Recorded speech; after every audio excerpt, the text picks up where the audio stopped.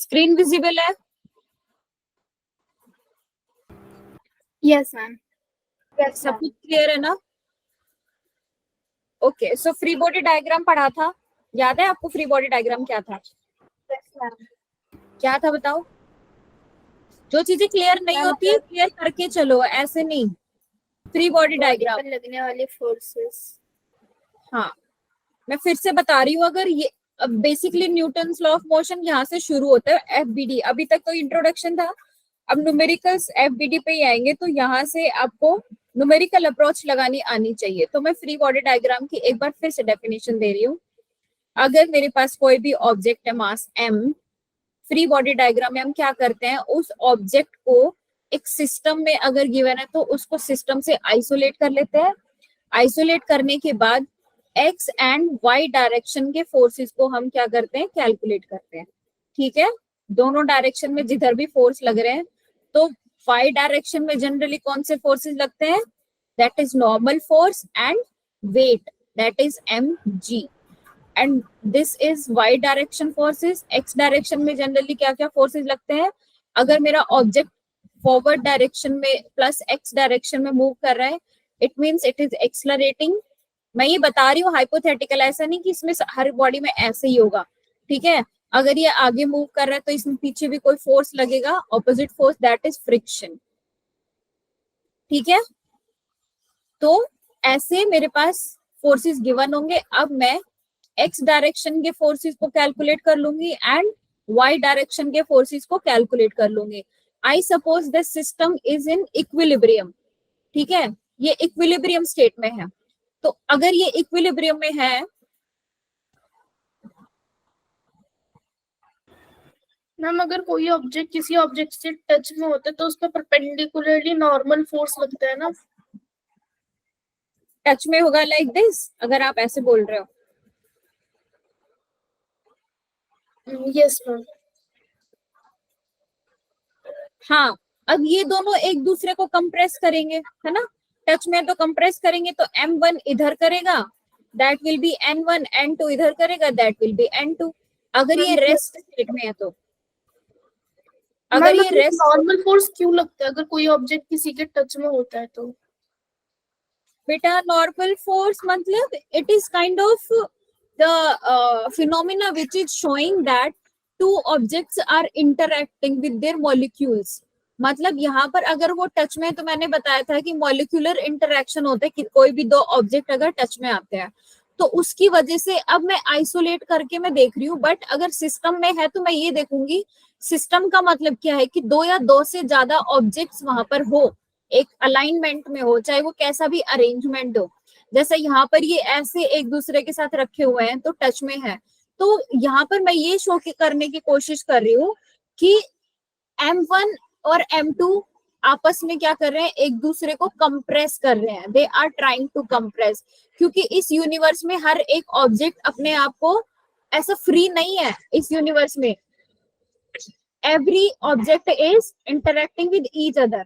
ठीक है, तो हम ये शो करने की कोशिश करते हैं कि इस यूनिवर्स में कौन कौन से फोर्सेस क्या है, एप्लीकेबल है।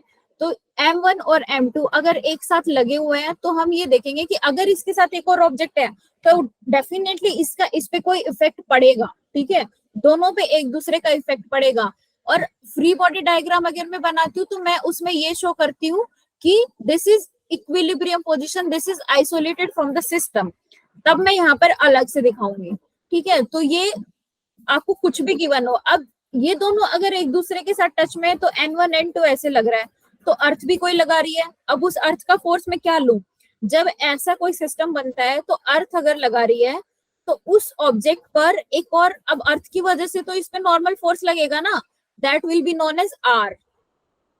ठीक है, उसको हम आर बोलते हैं। और इन पे जो डाउनवर्ड डायरेक्शन में फोर्स लगेगा that is m1g, that is m2g। Screen दिखाई दे रही है? हाँ मैम, जैसे ये साइंटिफिकली प्रूव्ड है ना कि कोई भी जो ऑब्जेक्ट है वो सिंगल नहीं है, वो किसी दूसरे ऑब्जेक्ट पे डिपेंड है, मतलब फोर्स लग रहा है उस पे कहीं ना कहीं से। हाँ हाँ, वो आइसोलेट नहीं है। यस यस, मैम ये प्रूव्ड है। हाँ हाँ ऑफ कोर्स। फोर्सेस हमने पढ़े हैं ना, नेचर में कितने टाइप के फोर्सेस हैं। तो फोर्स है तो Yes. हमने क्या पढ़ा, इलेक्ट्रोमैग्नेटिक फोर्सेस पढ़े।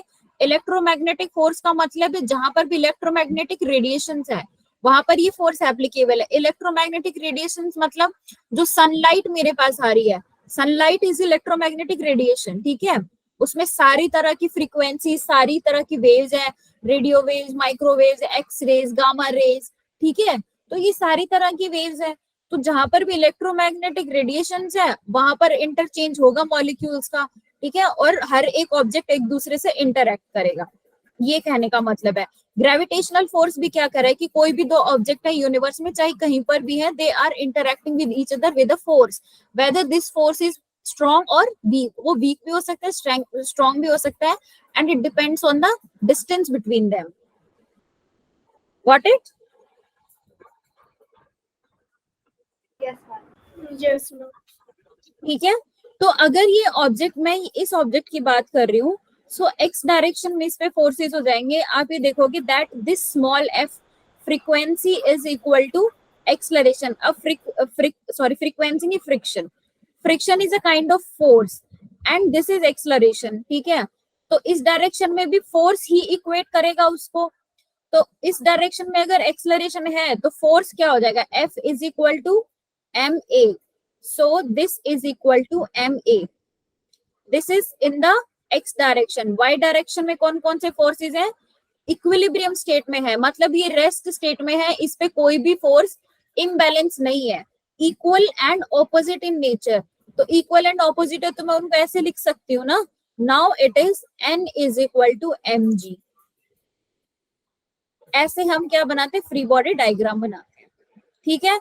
अगर आप ऐसे ये वाला सिस्टम जो ले रहे हो m1 m2 जो एक साथ है, अगर आप उसका फ्री बॉडी डायग्राम बनाएंगे तो m1 को आपने ऐसे लिखा।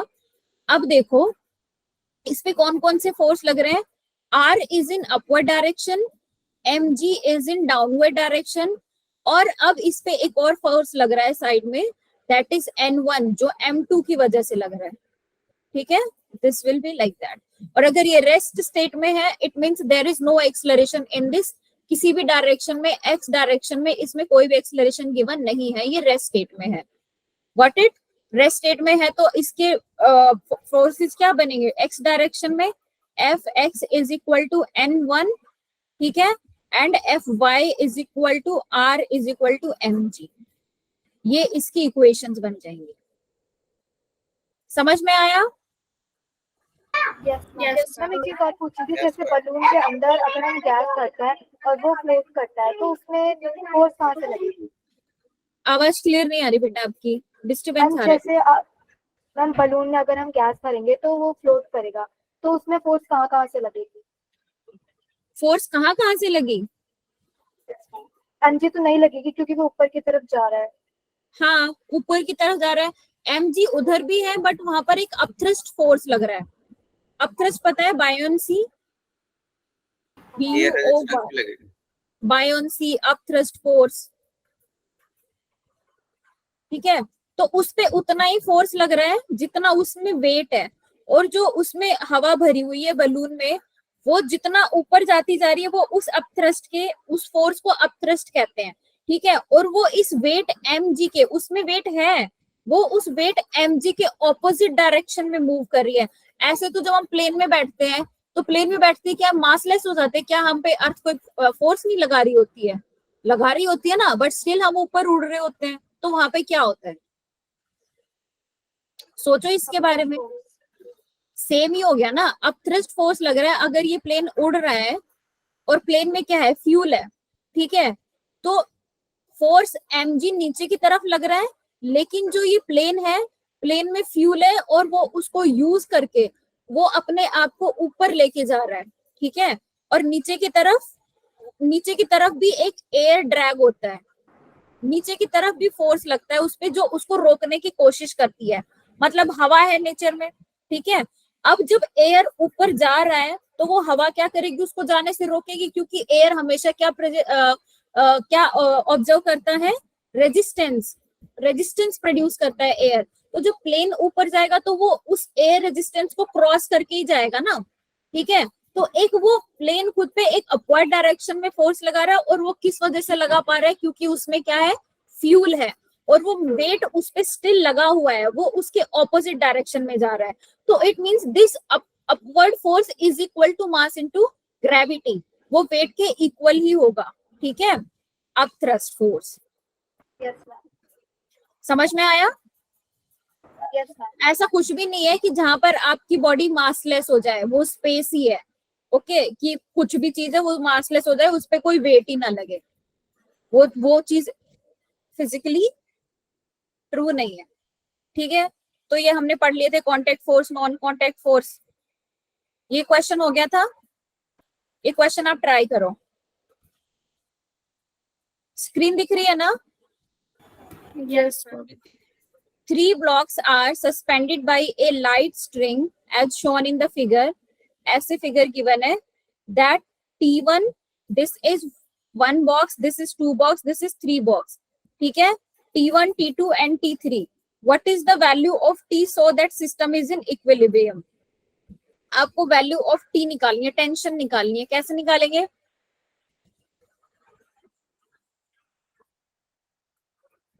T अपवर्ड डायरेक्शन में कौन सा फोर्स लग रहा है? T लग रहा है। डाउनवर्ड डायरेक्शन में कौन सा फोर्स लग रहा है?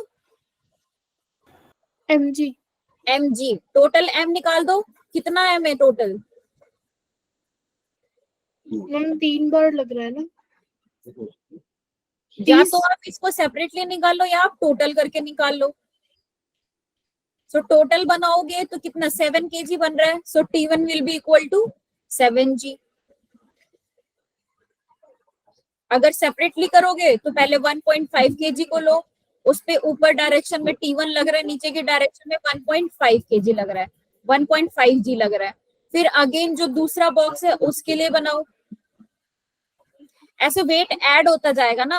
1.5 है, अगर इसका FBD बना रहे हो पहले, इसका बनाओ, इसमें मैम कितना वॉइस नहीं आ रही। मैम हाँ जी? 70 न्यूटन। क्या आवाज नहीं आ रही?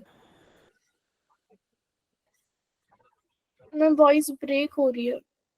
वॉइस ब्रेक हो रही है? मैम 70 न्यूटन होगा।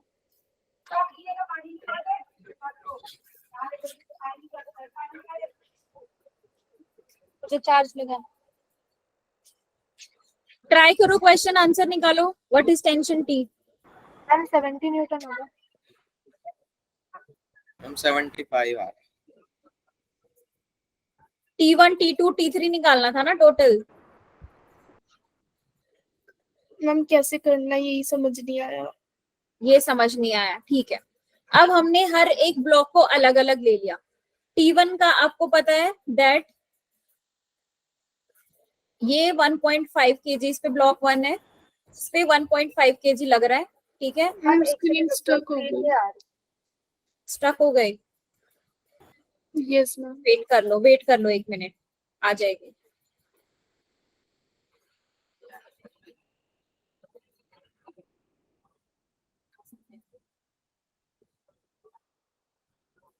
आ गई? No ma'am. नहीं आई?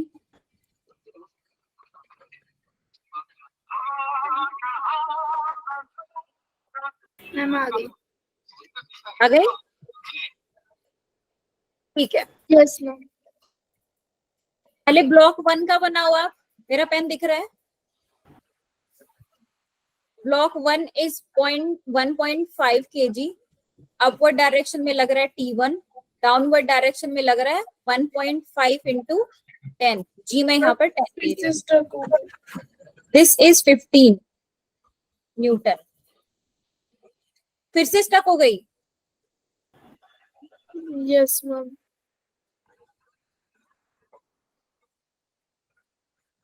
तो मैंने सिस्टम भी चेंज कर लिया।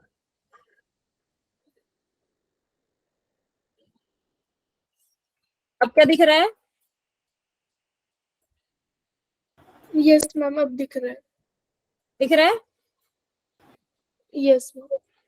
ठीक है।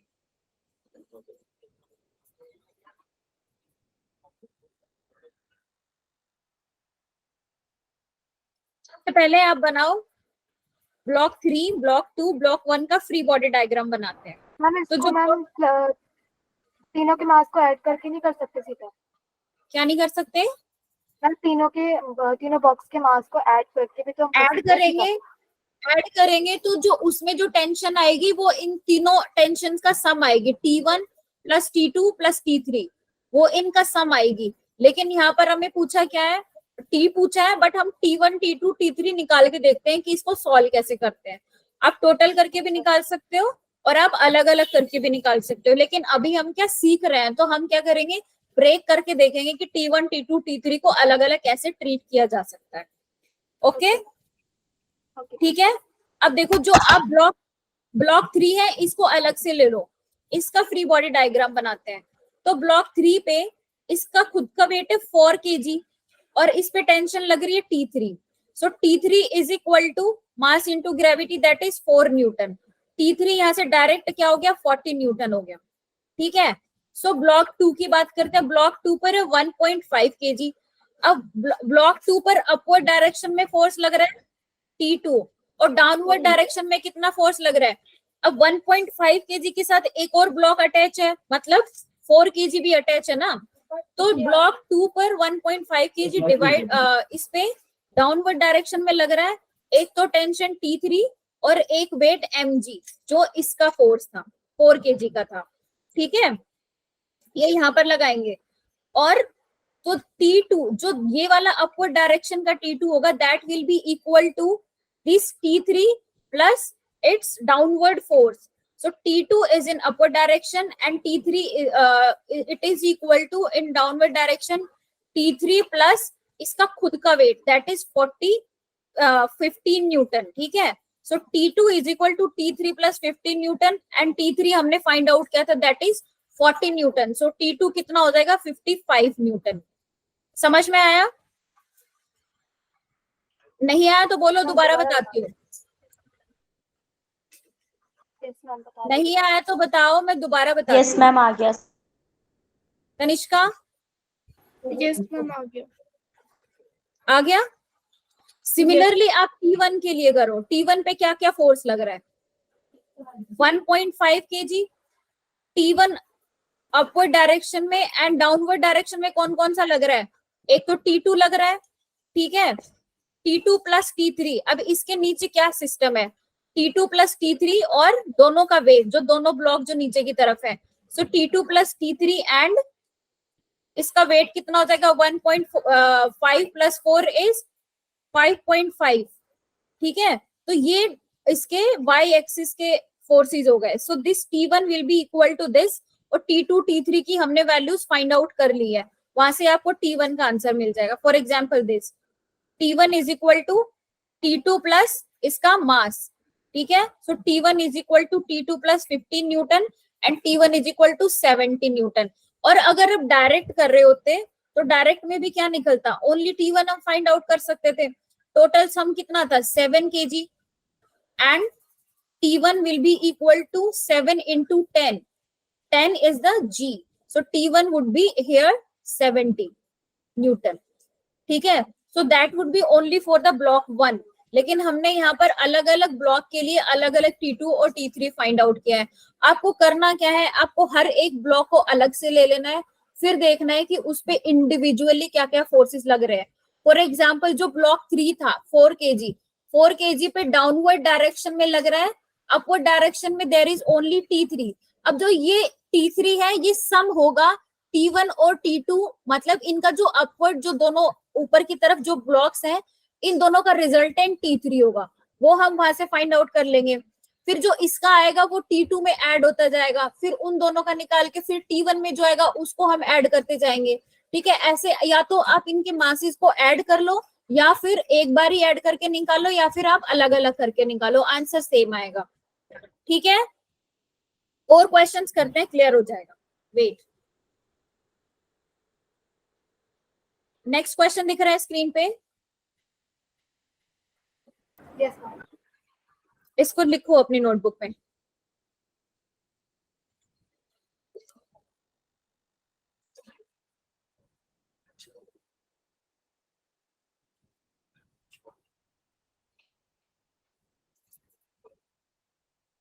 अब देखो ये मैंने बताया था इंक्लाइन सरफेस पर, इंक्लाइन सरफेस पर आपको ब्लॉक्स गिवन है, this is √3 kg, this is mass m, और ये पुली फिक्स्ड है, दिस पुली इज फिक्स्ड।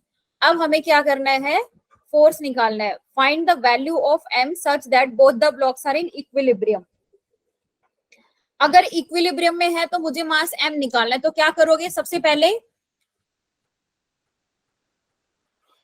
पहले आपको फ्री बॉडी √3 kg के फोर्सेस फाइंड आउट करो कि उस पे कौन कौन से फोर्सेस लग रहे हैं।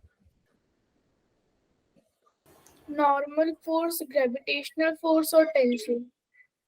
टेंशन, तो दिस इज इन, ये कौन सा लगेगा, ये नॉर्मल फोर्स हो गया, टेंशन लग रहा है backward direction, this is tension T। अब जो mg है डाउनवर्ड डायरेक्शन में, mg होगा लाइक दिस, mg के बनेंगे कंपोनेंट्स, ठीक है। तो जो इसके साथ, जो सरफेस के साथ होगा वो कौन सा कंपोनेंट होगा, mg, बताओ mg साइन थीटा या cos theta, cos theta. Cos theta वहां बनता है जहां पर एंगल हो, ठीक है, एंगल थीटा जिस एक्सिस के साथ हो वहां पर कॉस थीटा बनता है। तो मैंने लास्ट क्लास में भी बताया था कि जो डाउनवर्ड डायरेक्शन में, मतलब ये वाला जो सरफेस के साथ में जो उसका कंपोनेंट होगा वो साइन थीटा होगा और दूसरे वाला कॉस थीटा होगा। तो ये वाला कंपोनेंट हो गया mg sine theta, this one is mg cos theta, ठीक है। आगे के लिए भी ये याद रख लो। अब ये थीटा हमें फाइंड आउट करना है, थीटा यहाँ पर 60 डिग्री गिवन है, ठीक है। तो थीटा यहाँ पर अगर 60 डिग्री गिवन है तो कितना बनेगा, ये वाला थीटा कितना होगा। सिमिलरली आप m के लिए भी बनाइए, m के लिए भी बनाओ और सेम कंपोनेंट्स लिखो और वहां पर थीटा फाइंड आउट करो कितना बनेगा। चलो ट्राई करो एक बार। मैम थीटा तो 60 डिग्री और 30 डिग्री है ना। हाँ, लेकिन यहाँ पर राइट एंगल ट्राइंगल बनेगी, ठीक है। ये mg डाउनवर्ड डायरेक्शन में है, ये राइट एंगल ट्राइंगल बनेगी। If this angle is 60 degree, this angle is 90 degree, तो ये कितना बन गया, स्क्रीन नहीं दिख रही, नो मैम स्टक हो गई। आ जाएगी, मैं बता रही हूँ आपको, पहले उसको फॉलो करो। √3 kg को अलग से ड्रॉ करो, ठीक है। अपवर्ड डायरेक्शन में उस पे कौन सा फोर्स लगेगा, जिससे पुली उसको हैंग कर रही है, in that direction that is tension T। Downward direction में क्या हो जाएगा, मास into gravity, that is mg। mg के कंपोनेंट्स बनाओ एंड परपेंडिकुलर डायरेक्शन में कौन सा फोर्स लगेगा, नॉर्मल फोर्स लगेगा, ठीक है। mg के component mg sin theta is along with the surface, mg cos theta is down the surface, ठीक है। अब वहां पर एंगल आपको 60 डिग्री की बना है, तो मुझे ये देखना है कि n और mg cos theta are the forces in the y direction which are in the equilibrium. दोनों इक्वल यही होंगे ना, x डायरेक्शन के बन गए t is equal to mg sin theta और y डायरेक्शन के बन गए n is equal to mg cos theta. समझ में आया ये कैसे हुआ। मैम स्क्रीन स्टक हो गई, कुछ पता मैं ही बोल रही हूँ, वो सुन रहे हो कि नहीं सुन रहे हो, स्क्रीन तो स्टक हो गई, स्क्रीन में चला ही नहीं रही हूँ वैसे। अब चल रही है, दिख रही है, अब दिख रही है कि नहीं। Yes ma'am. तो आपने फोर्सेस को रिजॉल्व किया कि नहीं खुद से, यस मैम, देखो 15 न्यूटन आ गया। फॉर एग्जाम्पल दिस, ये ब्लॉक है, ब्लॉक दिख रहा है, यस मैम। पुली से ये हैंग्ड है, तो इसमें डायरेक्शन, बैकवर्ड डायरेक्शन में फोर्स लग रहा है टेंशन T, डाउनवर्ड डायरेक्शन में लग रहा है mg and mg sin theta and mg cos theta are its two components, and y direction में कौन सा फोर्स लग रहा है n, ठीक है। अब ये एंगल यहाँ पर क्या होगा वो मुझे देखना है, ठीक है। तो एंगल यहाँ पर 60 डिग्री गिवन है, पर एंगल का जो हम रिजोल्यूशन करता है वो कैसे करते हैं, ये देखो।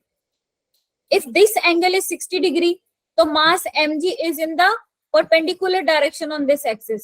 So this is 60 degree, this is 90 degree. 60 90 is 150. So this angle is 30 degree. Okay. अब इस लाइन पर मैक्सिमम एंगल कितना बन सकता है, 180. If this angle is 30 degree, it means it is 60 degree.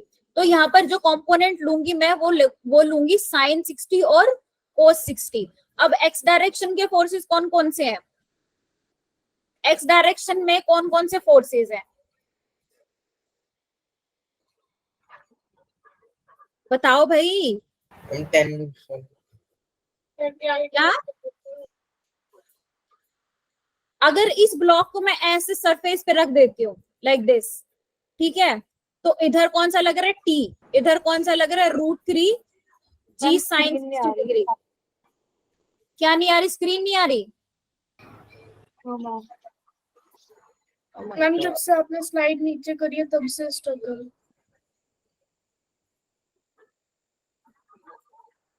अब क्या दिख रहा है? दिख रहा है कुछ? मैम वो क्वेश्चन दिख क्वेश्चन दिख रहा है? Yes ma'am. ठीक है।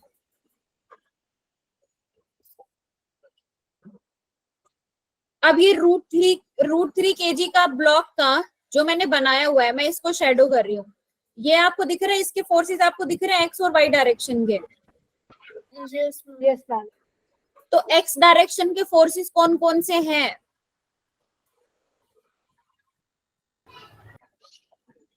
बोलो। mg sin टेंशन और √3 g sine 60। T is equal to, yes, T is equal to √3 g sine 60 degree. और y डायरेक्शन के कौन से हो जाएंगे? N is equal to √3 g cos 60 degree. ठीक है। अब यहाँ से आप T की वैल्यू फाइंड आउट कर सकते हो। G की वैल्यू आपको पता है, साइन 60 की वैल्यू आपको पता है, दैट इज √3/2। आपने ये वैल्यू यहाँ पर पुट करी, तो अभी हम √3 kg वाले ब्लॉक की बात कर रहे हैं। So this is equal to 15 newton. Okay, 3 into 3 √3 into √3 is 3 और 2 से 5 cancel out, so 3 into 5 is 15 Newton. और y एक्सिस के लिए n is equal to √3 g cos 60 degree. So √3 into 10 into cos 60 is 1/2, 2 into 5। ठीक है, तो ये कितना बनेगा? इसके लिए आप फाइंड आउट करोगे y डायरेक्शन में। y डायरेक्शन का फोर्स निकालो, n is equal to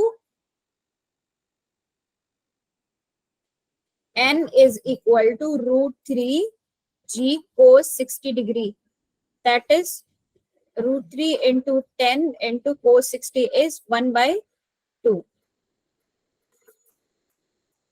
5 √3 is in y direction, मतलब n की वैल्यू आपके पास आ गई है 5 √3। ठीक है, तो ये ओनली √3 kg वाले ब्लॉक का हमने यहाँ पे रेजोल्यूशन करके देख लिया। अब हम मास m, जो ये अदर साइड था, इसका करके देखेंगे। मास m का निकालो। ये √3 kg का समझ में आया या नहीं आया? अगर नहीं आया अभी भी बोल दो, मैं उसको दोबारा से एक्सप्लेन करूंगी, बट ऐसे नहीं कि मैम हमें समझ नहीं आता। मैम ये t is equals to √3 g sin 60 ये कैसे हुआ? बेटा मैंने बताया था, आप देखो ये जो ब्लॉक यहाँ पे हैंग्ड है, मेन फिगर में देखो, ये जो ब्लॉक हैंग्ड है, इसको डाउनवर्ड डायरेक्शन में मास लग रहा है, सॉरी वेट लग रहा है। ठीक है, अर्थ इसको अपनी तरफ अट्रैक्ट कर रही है, that is with the force m into g। लेकिन इस टेंशन स्ट्रिंग ने इसको होल्ड करके रखा हुआ है, तो टेंशन T इसको पीछे की तरफ खींच रही है और मास mg इसको नीचे की तरफ खींच रही है। ठीक है, इसलिए ये इक्विलिब्रियम पोजीशन में है, क्योंकि ये दोनों फोर्सेस क्या है? इक्वल है इस टाइम पर।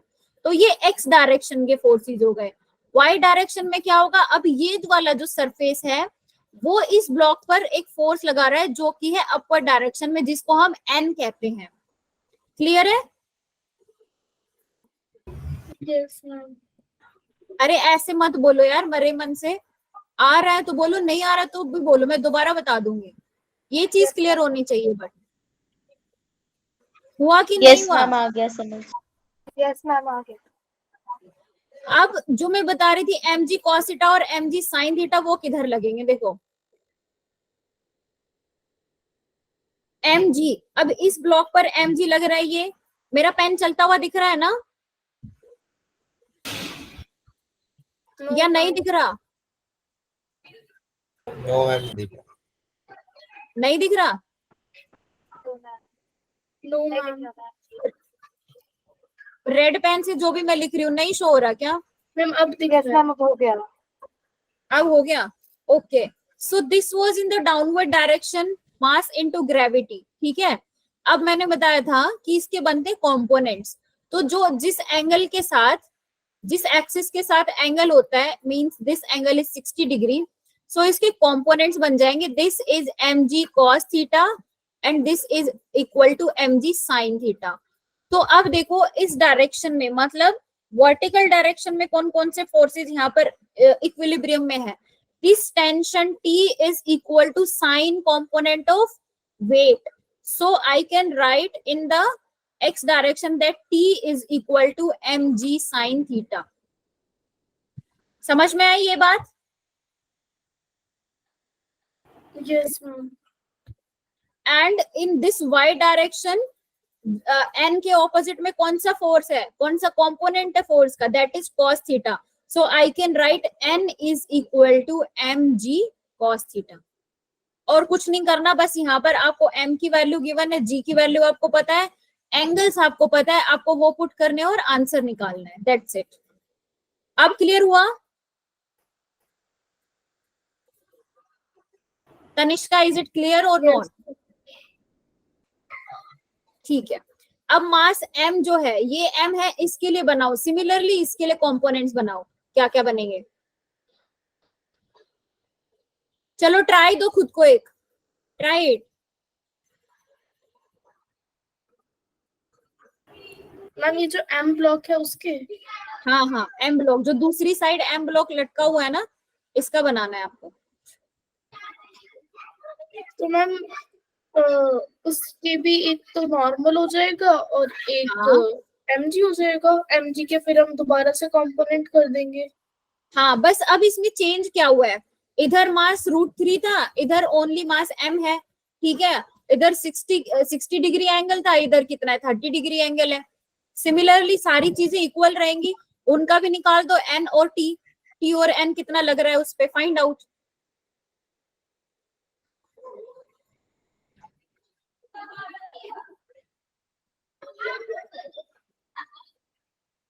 मैम पहले उसके कंपोनेंट्स करने पड़ेंगे ना पहले की तरह। हाँ बेटा, कर लो। सरफेस के साथ साइन कंपोनेंट हो जाएगा, जो डाउनवर्ड डायरेक्शन में होगा वो कोस कंपोनेंट हो जाएगा।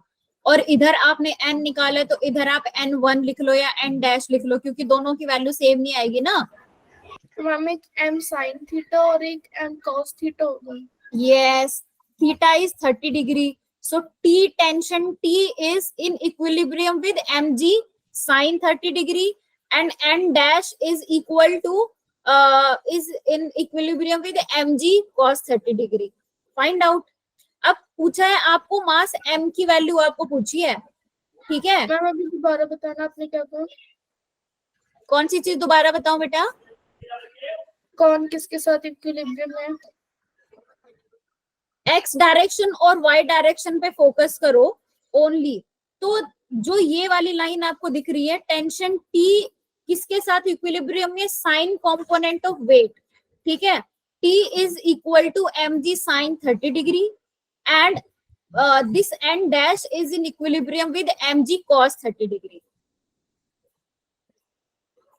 एक्स एक्सिस और वाई एक्सिस में ऊपर नीचे दोनों फोर्सेस हैं, उनको क्या कर दो, इक्वेट कर दो, और वाई एक्सिस में भी जो दोनों फोर्सेस हैं उनको क्या, इक्वेट कर दो, वहां से आपको आंसर्स मिल जाएंगे। अभी क्लियर है? मैम टी की वैल्यू तो 5m आ जाएगी। हाँ, टी की वैल्यू तो अब देखो, टेंशन तो दोनों में सेम रहेगी, दोनों ब्लॉक्स में जो टेंशन है वो सेम है, ये भी टेंशन टी है, ये भी टेंशन टी है, ठीक है। टी की वैल्यू हमने फाइंड आउट कर ली, दैट इज 15 न्यूटन √3 kg से, उसको हम यहाँ पे यूज कर लेंगे। मैम दोनों में टी की वैल्यू सेम क्यों है। सेम है बेटा, ये स्ट्रिंग देखो, क्योंकि ये इक्विलिब्रियम पोजीशन में है ना। अब इस स्ट्रिंग ने इन दोनों को होल्ड करके रखा हुआ है, ठीक है।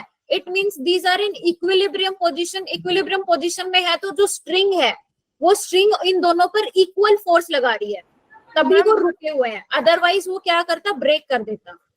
मैम ये भी तो हो सकता है ना दोनों ऊपर नीचे हो, जैसे कि हम एक जगह बहुत हल्की चीज बांध दे स्ट्रिंग पर, एक जगह बहुत भारी चीज, तो वो रुक जाएगी पोजीशन पे, बट ऊपर नीचे होंगे ना। बिल्कुल हो सकता है कि जिसका वेट ज्यादा है वो ज्यादा नीचे हो, जिसका वेट कम है वो थोड़ा ऊपर हो। लेकिन जो टेंशन टी है वो तो दोनों पे सेम फोर्स लगा रही है ना, तभी वो रुके हुए हैं। अगर एक इतना ज्यादा हो गया कि ये स्प्रिंग उसको होल्ड नहीं कर पाएगी तो वो टूट के गिर जाएगा नीचे। लेकिन जब तक ये टूट के नहीं गिर रहा है, जब तक उसके साथ है, इट मीन्स ये जो स्ट्रिंग है वो दोनों पर मतलब बहुत कोशिश कर रही है कि दोनों को होल्ड कर सके, तो वो दोनों पर इक्वल फोर्स लगा रही है। और इनके बीच में कोई और ऑब्जेक्ट है नहीं, ठीक है, इन दोनों के बीच कोई और ऑब्जेक्ट है नहीं जो उस टेंशन टी को ब्रेक कर सके, कुछ भी नहीं है, तो स्ट्रिंग ही है ओनली। तो अगर स्ट्रिंग है तो उस पर सेम रहेगा दोनों तरफ। मैम अगर मास अलग है तो टेंशन सेम क्यों होगी? क्या? अगर मास डिफरेंट है तो टेंशन सेम क्यों होगी? टेंशन सेम क्यों होगी? टेंशन, अब देखो, अगर सिर्फ आप इस पोर्शन की बात करते हैं, सिर्फ मैं एक वेट की बात करूं, ठीक है, तो हम इसको डिफरेंट ट्रीट करेंगे। और अगर इस फोर्स की, इस वेट की बात करूं तो हम इसको डिफरेंट ट्रीट करेंगे। और मुझे ये नहीं पता कि ये दोनों एक दूसरे से अटैच्ड है। मान लो मैं यहाँ पर बोल रही हूँ कि यहाँ पर ब्रेक करके ये अलग धागा है और ये अलग धागा है, तब तो मैं उसको अलग ट्रीट कर सकती हूँ। लेकिन अगर ये इन दोनों के बीच में कोई ऑब्जेक्ट है ही नहीं, अगर ये दोनों एक दूसरे से अटैच्ड है, तो जो टेंशन टी है, अब मान लो हो सकता है कि जिसपे मास m है उस तरफ वो ज्यादा स्ट्रेच्ड है, ठीक है, और जिधर कम है उधर कम स्ट्रेच्ड है, और जिधर मास ज्यादा है उधर वो टूटने की कगार पे। हम ये भी मान सकते हैं इंटरनली, हम इंटरनली ये भी सोच सकते हैं कि जिधर अगर वो टूटेगी तो वो जिस ऑब्जेक्ट का मास ज्यादा होगा उसकी वजह से टूटेगी। लेकिन जब तक नहीं टूटी है, जब तक फॉल आउट नहीं हुए हैं ऑब्जेक्ट, इट मींस उसने दोनों को इक्वल फोर्स से होल्ड कर रखा है। इक्विलिब्रियम वर्ड का मतलब यही होता है कि that forces are same and they are in the balancing situation, so resultant is zero there, ठीक है। तो अगर रिजल्टेंट जीरो है तो ये दोनों होल्ड। अच्छा आप एक बात बताओ, मान लो आप क्या कर रहे हो कि आपने दोनों हाथों में एक 10 kg की बकेट ले ली, एक 20 kg की बकेट ले ली, ठीक है, पानी की भरी हुई। अब आप चलने की कोशिश कर रहे हो तो आप किस तरफ ज्यादा झुकोगे? 20 की तरफ ज्यादा झुकोगे ना। आपने ऐसे पकड़ के आप चलने की कोशिश कर रहे हो, अगर दोनों 20 kg है आपके हाथ में तो आप एकदम स्ट्रेट डायरेक्शन में चलोगे। और अगर एक हाथ में 20 kg है, एक हाथ में 10 kg है, तो आप 20 kg की तरफ ज्यादा झुक जाओगे, है कि नहीं है? मतलब 20 kg की तरफ ज्यादा फोर्स होगा और 10 kg की तरफ कम होगा। लेकिन अगर आप चाहो तो उसको आप स्ट्रेट भी कर सकते हो, क्योंकि दूसरे हाथ में फोर्स क्या है, कम है। तो वो कम है तो आप या तो अपनी मर्जी से या तो उसको ऊपर भी ले सकते हो या वो आप स्ट्रेट डायरेक्शन में भी रख सकते हो, ठीक है, वो आपकी मर्जी है। लेकिन जो 20 kg का है वो तो फिक्स हो गया है। तो आप क्या कर रहे हो अभी कि आप उन दोनों को बैलेंस करने की कोशिश कर रहे हो। अब जो आपके हाथ है, ठीक है, आपके हाथ भी तो एक टेंशन ही लगा रहे हैं ना दोनों पे। तो इसमें ऐसा कुछ हो रहा है कि या तो आपका मतलब जो बकेट गिर रही है, इट मीन्स वो इक्विलिब्रियम पोजीशन से गिर चुका है, वो टूट चुका है। और जब तक तुमने दोनों बकेट्स को तुमने दोनों बकेट्स को अगर पकड़ा हुआ है और अगर नहीं गिरे हैं, it means they are in the zero resultant. वहां पर उन दोनों का फोर्स जो है रिजल्टेंट जीरो है, they are in equilibrium direction. Got it और नॉट? इस पे और पढ़ के देखना, आप थ्योरी पढ़ के देखना, तब आपको समझ में और अच्छे से आ जाएगा।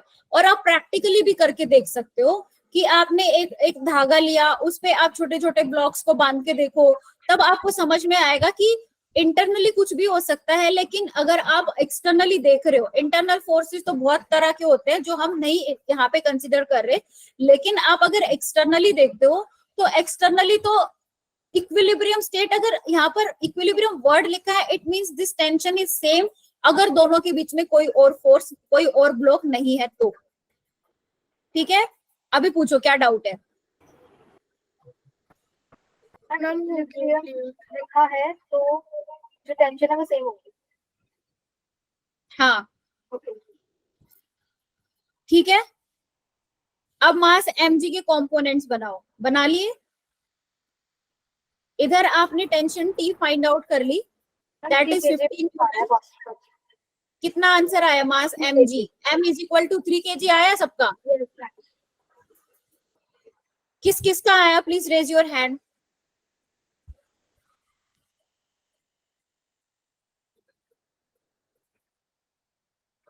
ये तो बहुत सिंपल सी चीज है तनिष्का। यस मैम, हो गया। हो गया, यस मैम। ठीक है। सो next question is here. Next question दिख रहा है? Yes ma'am. ठीक है, ये क्वेश्चन सॉल्व करने की कोशिश करो।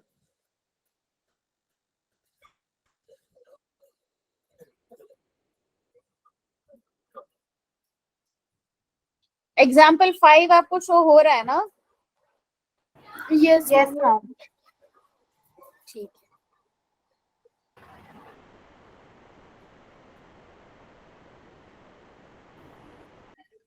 मैम इसमें स्ट्रिंग का है। स्ट्रिंग? मैम एक बार जूम कर दो डायग्राम को। Yes ma'am. अच्छा, दिख गई दिख गई। मैम पर ये ये- अटैच किससे है? ये जो लाइंस हैं ये स्ट्रिंग है सारी? देखो, ये टेंशन T1 है, this is tension T2, this is tension T3, this is tension T4। ऐसे है कि आप सपोज करो कि ये ब्लॉक ऐसे था पहले, ठीक है, ये स्ट्रिंग T थी, लेकिन अब क्या किया, इसको बीच बीच में यहाँ पर टाई कर दिया। ये स्ट्रिंग स्ट्रेट डायरेक्शन में थी, लेकिन अभी एक यहाँ पर एक पॉइंट को पकड़ के यहाँ पे टाई कर दिया, एक पॉइंट को पकड़ के यहाँ पे टाई कर दिया, ऐसा सीन बन गया। अब ओके मैम। समझ आ गया? Yes ma'am. तो मैम इसमें पहले कंपोनेंट्स करने पड़ेंगे। अब आप पॉइंट ए पॉइंट बी के अलग अलग कंपोनेंट्स बनाओ, ठीक है? Point A and point B के आपको फाइंड आउट करनी है T1, T2, T3 and T4।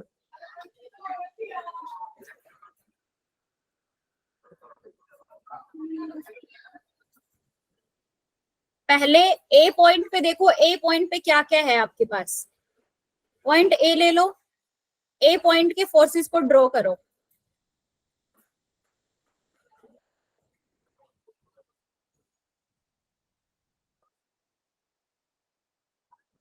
This is point A. अब पॉइंट ए पे डाउनवर्ड डायरेक्शन में लग रहा है कितना, 10G, है ना? और इस डायरेक्शन में कितना लग रहा है, T1, यस मैम। और ये वाली चीज है T2। क्लियर? और ये वाला एंगल है 30 डिग्री। Yes ma'am. अब T2 और T2 के बना लो आप कंपोनेंट्स। तो कंपोनेंट्स कैसे बनेंगे T2 के? मैम वॉइस वॉइस नहीं आ रही? मैम 30 डिग्री के साथ बनेगा T2 cos थीटा और दूसरा T2 sin थीटा। तो जो यहाँ बिल्कुल T2 है, ठीक है, अब इस T2 के मैंने कंपोनेंट्स बनाने, जिस एक्सिस के साथ थीटा है उस एक्सिस के साथ क्या आएगा, cos component. So this is T2 cos 30 degree and this is T2 sin 30 degree. Ma'am screen stop हो गई। आ जाएगी, आ जाएगी, वेट।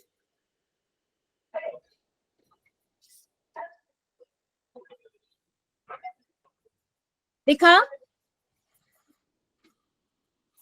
No ma'am.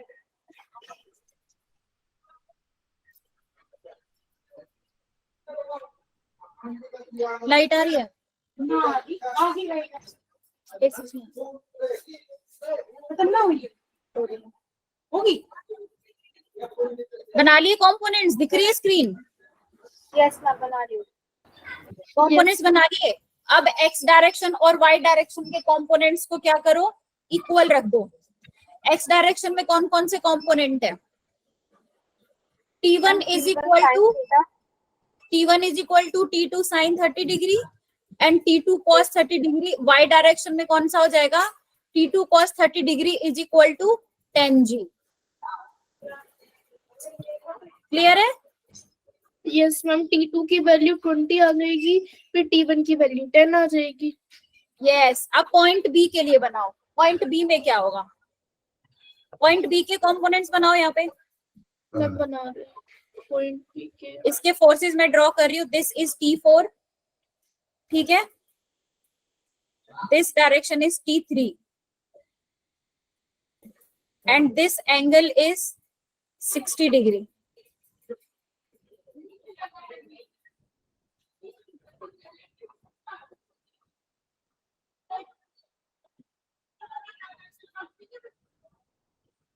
थोड़ा एंगल का ध्यान देना यहाँ पे. मैम T3 जो होगा वो T2 cos थीटा के इक्वल होगा.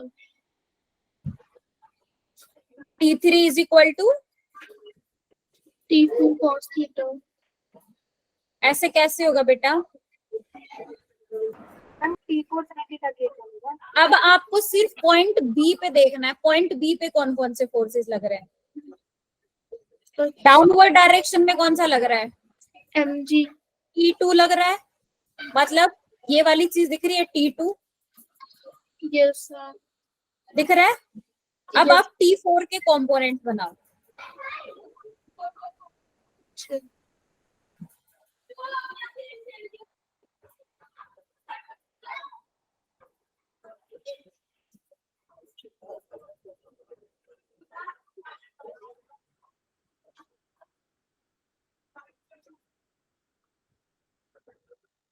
तो जो T3 होगा वो T4 sin थीटा के इक्वल होगा, sin 60 डिग्री के. ऐसे बना है आपका. बाकी बच्चों का 1 मिनट रुको कनिष्का. Yes, बाकी मेरा बच्चों भी same ऐसे. बाकी बच्चों का कैसे आया है? Yes मैम T3 जो है T4 sin थीटा के इक्वल. ठीक है, अभी देखते हैं. तो आपने पॉइंट ए के लिए बना लिया, ठीक है.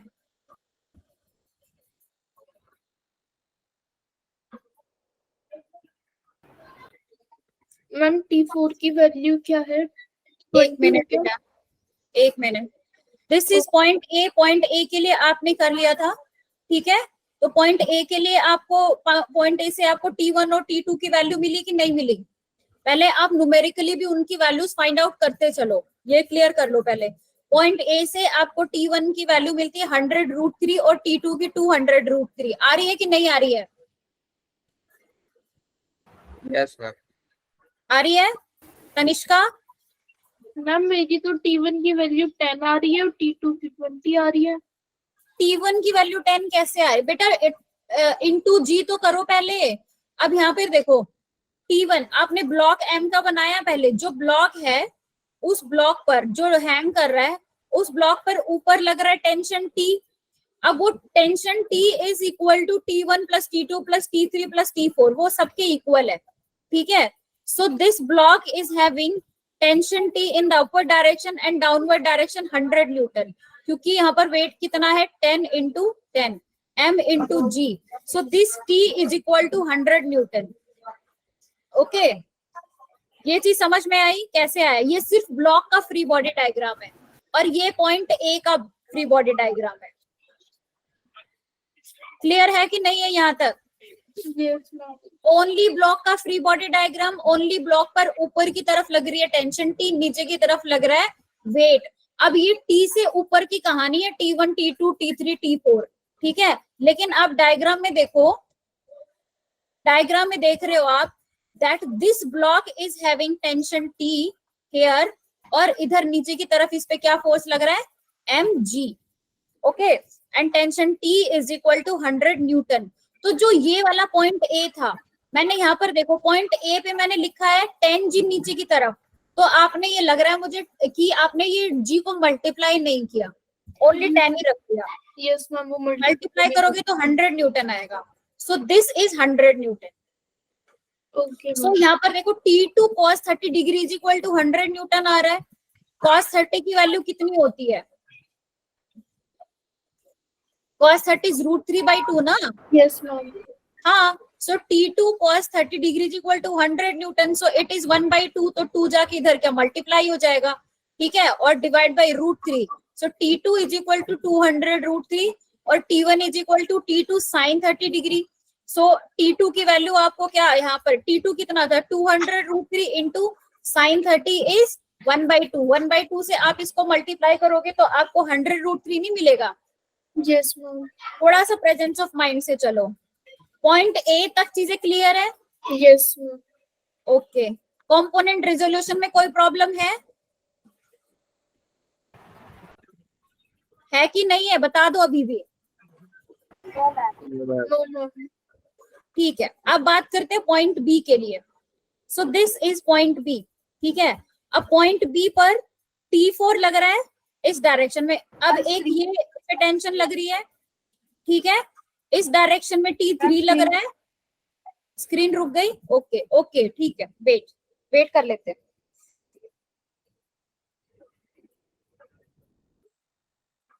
यार ये बड़ी प्रॉब्लम है, स्क्रीन रुक जाती है तो फिर समझने में प्रॉब्लम होती है ना।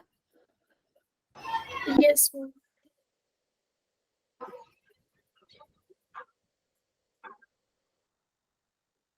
अब दिख रहा है? No ma'am. पॉइंट बी अभी भी नहीं आया। मैम आ गया। पॉइंट बी वाली चीज आ गई। Yes, ma'am. अब पॉइंट बी पे देखो कौन कौन सी डायरेक्शन में क्या क्या फोर्स लग रहे मैम हैं। नहीं आई। अभी तो कह रहे थे आ गई। मैम आई थी, फिर वो आपने ऊपर पहले दोबारा आई। कर दिया। फिर आ जाएगी, just wait for some time.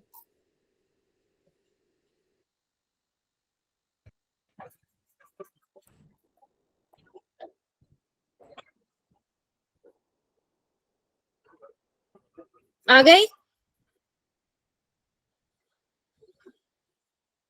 अरे आ गई कि नहीं बच्चों? नहीं आई। No ma'am.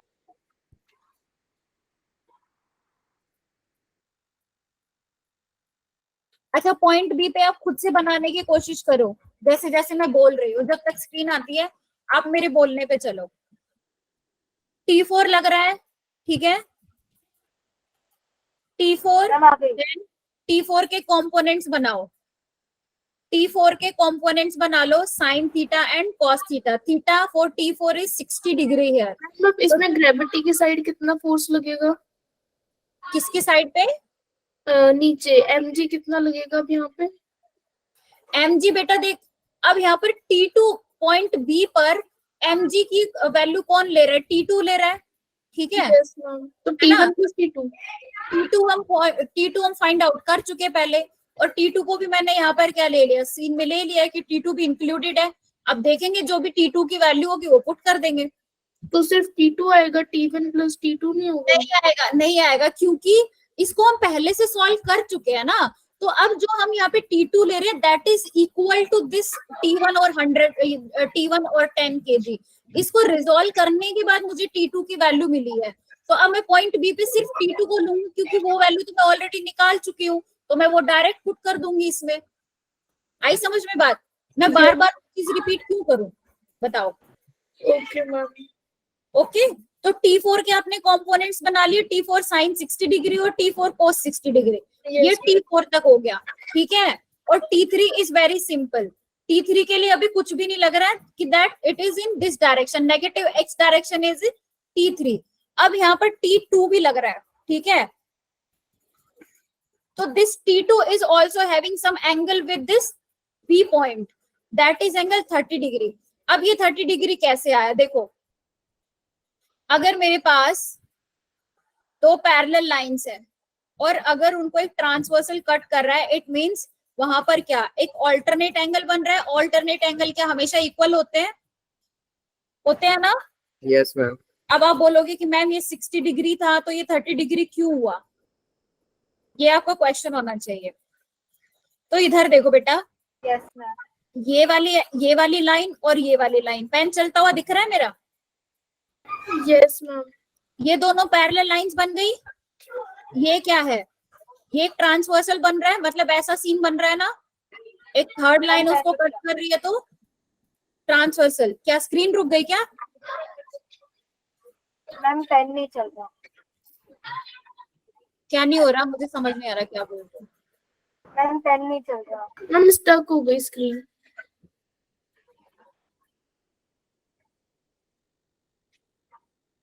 अच्छा ठीक है, मैं ये पूछना चाह रही हूँ कि आप अगर T2 को भी यहाँ कंसिडर करोगे ना, तो T2 के कंपोनेंट्स बनाओ पहले।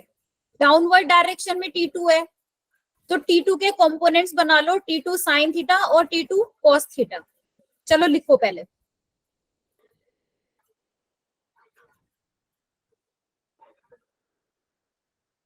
मम्मी 30 डिग्री वाला तो समझ आ गया कि ये 30 डिग्री कैसे हुआ। आ गया ना, बस यही समझाना चाहती थी मैं। ट्रांसवर्सल बन रही है यहाँ पर, दो पैरेलल लाइन को थर्ड लाइन कट कर रही है, so this is alternate angle.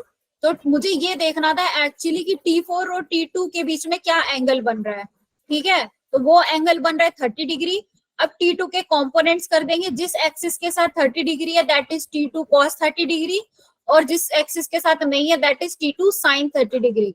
अब एक्स एक्सिस और वाई एक्सिस के फोर्सेस को आप क्या कर लो, कैलकुलेट कर लो। तो सबसे पहले मुझे एक्स एक्सिस के फोर्सेस बताओ। मैम ये X T4 की वैल्यू 600 आनी चाहिए। ये अगर हम कैलकुलेट करेंगे cos 60 की वैल्यू 1/2 रखेंगे और cos 30 की √3 बैठेंगे, और ठीक है। T2 की वैल्यू 200 √3 है। पहले मुझे आप एक्स डायरेक्शन के फोर्सेस बताओ, कौन सा फोर्स किसके एक्स इक्वल होगा। डायरेक्शन में T4 sin 60 है और एक साइड T3 है। T3 plus T2 sign 30 degree भी तो होगा बेटा। मैं यही तो बताने की कोशिश कर रही हूँ कि आप T2 के भी कंपोनेंट्स यहाँ पर लिखो, क्योंकि T2 भी अप्लाई हो रहा है ना इस पे, तो उसके भी कंपोनेंट्स आपको लिखने होंगे। तो जिस डायरेक्शन में T3 है उस डायरेक्शन में T2 साइन 30 डिग्री भी होगा, और जिस एक्सिस के साथ 30 डिग्री है उस डायरेक्शन में T2 cos 30 डिग्री होगा। स्क्रीन दिख रही है ना अब? Yes ma'am. स्क्रीन दिख रही है? Yes ma'am. हाँ, तो this is T2, okay, this angle is 30 degree, so this is T2 cos 30 degree and this is T2 sin 30 degree. जैसे मैंने T4 के कंपोनेंट्स बनाए हैं ऐसे ही मैंने T2 के भी कंपोनेंट्स बना लिए। अब समझ में आया?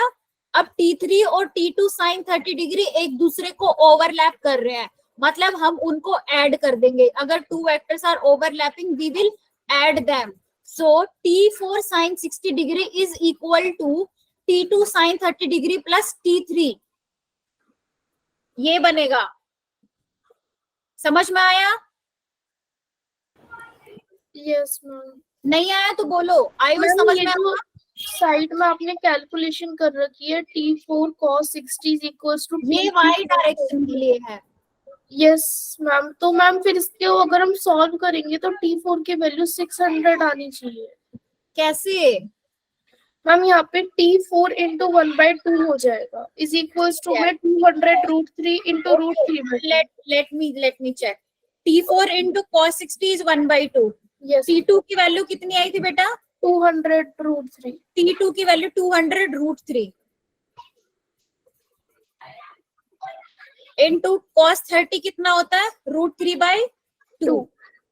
2 से सॉरी 2, ठीक है, ये 2 से मैं 2 इधर कैंसिल कर सकती हूँ। Yes. Okay, so T4 is equal to, अच्छा आप ऐसे कह रहे हो, एक मिनट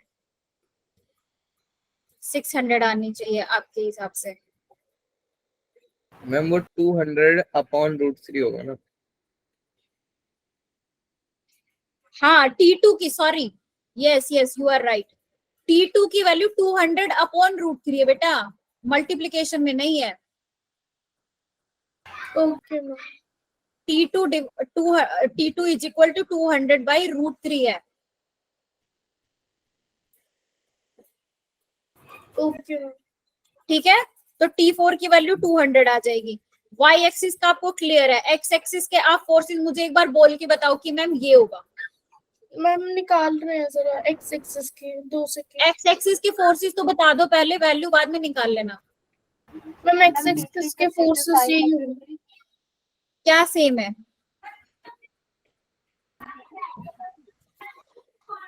पॉजिटिव एक्स एक्सिस पे कौन सा फोर्स है? T4 T4 sin 60 degree. T4 sin 60 degree. Negative x axis पे कौन सा फोर्स है? T3 plus T2 sin 30। Very good, इन दोनों को इक्वल रख दो, वैल्यूज पुट करो।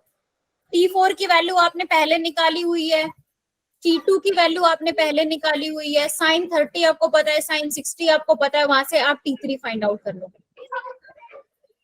Okay ma'am. जल्दी करो, 200/√3 आ रहा है या नहीं आ रहा है, चेक करके बताओ।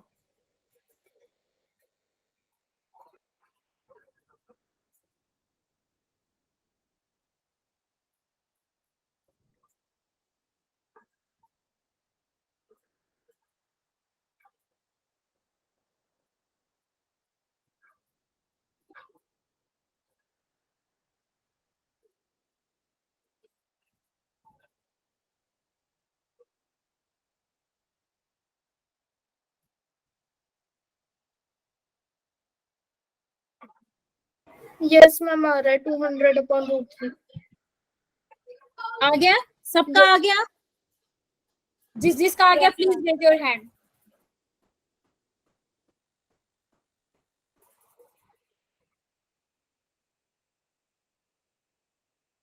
किस किस को समझ नहीं आया है? एक बार इस क्वेश्चन को फिर से खुद ट्राई करना, नहीं आता तो फिर पूछ लेना, ठीक है? अगर ये क्वेश्चन आपने सॉल्व कर लिया ना, फिर आपको कोई प्रॉब्लम नहीं आएगी इस तरह के क्वेश्चंस में। इतना इजी है यार, इतना हार्ड भी नहीं है जैसे आप सोच रहे हो, ठीक है? अगर आप डायरेक्ट भी सॉल्व करना चाहते तो ऐसे कर सकते थे, ठीक है, लेकिन आपको चलना है प्रोसेस के साथ। So next question is here. Next question देखो, find magnitude of force exerted by string on the pulley. Screen दिख रही है? Yes ma'am. करो क्वेश्चन करो। Yes ma'am.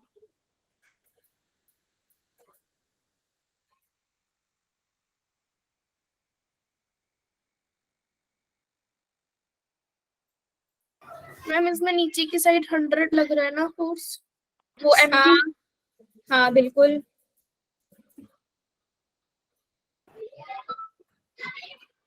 मैम इसमें तो एंगल ही नहीं दे रखा। एंगल नहीं दे रखा है इसमें, अलग तरह से होगा। ये स्ट्रिंग इधर भी अटैच्ड है, ये स्ट्रिंग इधर भी अटैच्ड है इससे। अच्छा तो एक्स कंपोनेंट हमारा 100 ही हो जाएगा। बिल्कुल।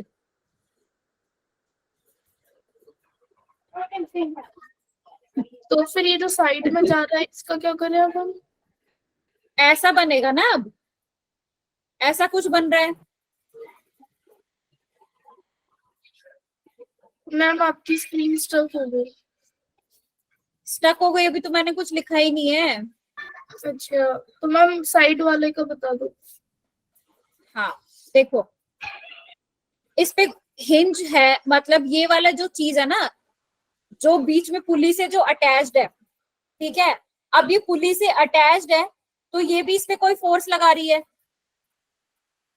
ये भी इस पे कोई फोर्स लगा रही है ना स्ट्रिंग पर।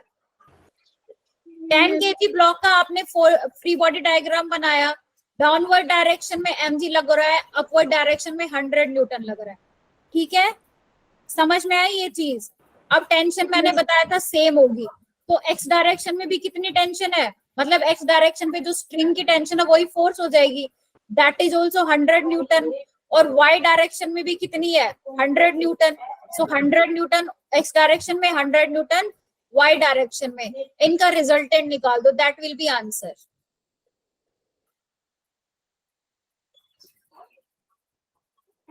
एंगल यहाँ पर 90 डिग्री कर सकते हैं ना, 100 न्यूटन और 100 एक्स और वाई डायरेक्शन में। cos 90 जीरो हो जाएगा, f1 square plus f2 square plus 2f1 f2 cos 90। cos 90 is 0। तो क्या बचेगा, f1 square plus f2 square, that is 100 square plus 100 square under the root. समझ में आ रहा है कैसे किया है? Yes ma'am. ठीक है, तो क्या आंसर आएगा फाइनली? 100√2 आ रहा है। 100√2 इज द आंसर। तनिष्का इसमें कोई प्रॉब्लम है? मैम ये साइड वाला समझ में नहीं आया। ठीक है, आपको ये डायग्राम दिख रहा है? पहले ब्लॉक पे देखो, ब्लॉक पे कितना फोर्स लग रहा है, ब्लॉक का तो आपको क्लियर है ना? Yes ma'am. ठीक है, अब ये टेंशन टी को है, इसको भी एक ग्राउंड के साथ या किसी फिक्स्ड चीज के साथ इसको क्या कर दिया, अटैच कर दिया। और मैंने बताया था कि स्ट्रिंग में भी क्या सेम फोर्स रहेगा, ठीक है, स्ट्रिंग में सेम फोर्स है। तो exerted by string on the पुली निकालना है कि इस स्ट्रिंग ने इस पुली पर कितना फोर्स लगाया, वो मुझे निकालना है, ठीक है। तो स्ट्रिंग कितना लगा रही है पुली पर फोर्स, डाउनवर्ड डायरेक्शन में 100 न्यूटन एंड एक्स डायरेक्शन में स्ट्रिंग में ऑलरेडी टेंशन है दैट इज 100 न्यूटन, सेम ही तो रहेगी। तो इस डायरेक्शन को टेंशन भी तो एक काइंड ऑफ फोर्स है ना, तो एक्स डायरेक्शन में वो 100 न्यूटन, वाई डायरेक्शन में भी 100 न्यूटन। क्योंकि ये इधर अटैच्ड है इसलिए मैं ऐसे कर रही हूँ। ओके मैम, अब क्लियर है? Yes ma'am. हाँ, तो फिर वेक्टर सम कर दिया, सिंपल, ठीक है। Next question is here. Ma'am time हो गया। टाइम हो गया, स्टक हो गई। ठीक है। तो मैं आपको ये 2-3 क्वेश्चन बचते हैं, ये मैं आपको पीडीएफ भेज रही हूँ, आप इन क्वेश्चंस को खुद से ट्राई करना, ठीक है। सॉल्यूशन इसमें गिवन है, तो आपको समझ नहीं आता है तो आप पूछ लेना, या फिर आपको मोस्ट प्रोबेबली समझ आ जाएगा। ओके, ठीक है। तो मैं, आपने जो पीडीएफ भेजा था ग्रुप पे मैम, वो किस चीज का पीडीएफ था? हाँ, वो मैंने जस्ट एक्स्ट्रा एडिशनल प्रैक्टिस के लिए भेज दिया था, वो एरर एंड मेजरमेंट के लिए, screw gauge and vernier caliper. वो आप क्वेश्चन एक बार देख लेना, अगर क्लियर है तो बहुत अच्छी बात है, नहीं है तो वो क्लियर हो जाएंगे। एक बार वो पीडीएफ आप एक गो थ्रू कर लेना, ठीक है। कॉन्सेप्ट अच्छे हो जाएंगे आपके, बेसिक्स है वो मैं बाकी बच्चों को करा रही थी, स्कूल वालों को, तो मैंने सोचा मैं तुम लोग के साथ भी शेयर कर दूं, अगर किसी को कोई डाउट आए उसमें तो वो भी पूछ लेना उसमें से भी। मैम ये Okay. चैप्टर अभी हमारा कितना रह गया? बेटा ये चैप्टर अभी 2 लेक्चर का और है बस, ओके, ठीक है। चलो फिर मैं क्लास ओवर कर रही हूँ और मैं ये पीडीएफ अभी सेंड कर रही हूँ। ओके, फिर ना एक लेक्चर में ना ऑल ओवर चैप्टर की ना आप वो क्वेश्चन प्रैक्टिस करा देना। ठीक है, ठीक है। मतलब अभी तक आपके टेस्ट में कौन कौन से चैप्टर आएंगे? मैम सिर्फ यही वाला आएगा। ये एनएलएम ही आएगा only? Yes ma'am, laws of motion आएगा बस। ठीक है, ठीक है। फिर हम ये एक बार फिर से ओवरव्यू कर लेंगे और उसके क्वेश्चंस प्रैक्टिस कर लेंगे अच्छे अच्छे, ठीक है। ओके मैम, चलो फिर बेटा, bye, good night, take care. Bye ma'am.